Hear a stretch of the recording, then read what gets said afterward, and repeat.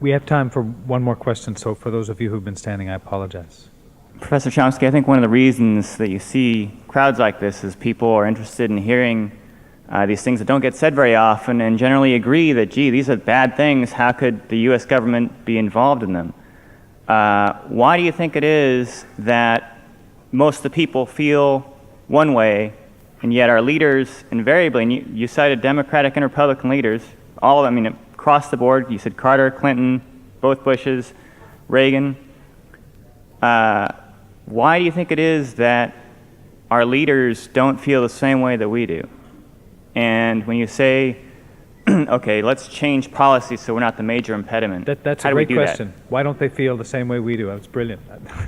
don't try and elaborate. I don't think I want to hear the answer. I mean, I don't want to overgeneralize. There are a lot of different people in Congress and the White House and so on, but by and large, overwhelmingly, they simply respond to different interests. 75% of the population who was skeptical of the election were basically correct. Policy is determined by concentration of domestic power. And it's not a big secret how power is concentrated domestically. It's concentrated in huge conglomerates, which are internally tyrannies, in effect. They're mostly unaccountable to the public. They're given enormous rights, far beyond the rights of persons. They're linked to one another in all kinds of alliances. They have an overwhelming effect on state policy, which largely keeps to what they want. So and if they happen to differ, if there's splits among them, you get things coming up in elections. Where they agree, it doesn't come up. Like some of the major issues for the U.S. population are things like the international economic agreements, what are called trade agreements, so they don't have much to do with trade, or say the free trade area of the Americas, or the trade deficit, and so on. These are really top issues.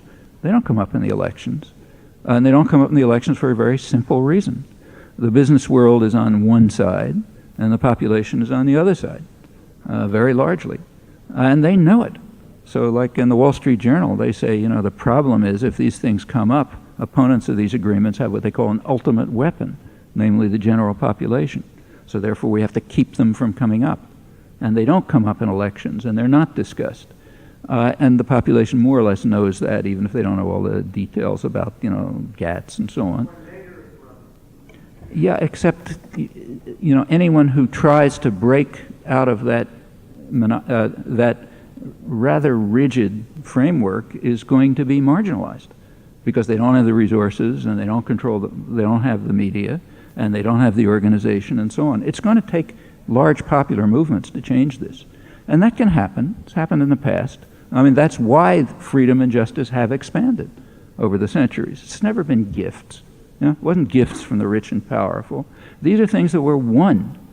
They were won by the labor movement, and by the women's movement, and by the civil rights movement, and by human rights movements. They're won by popular struggle. Then you get you move forward.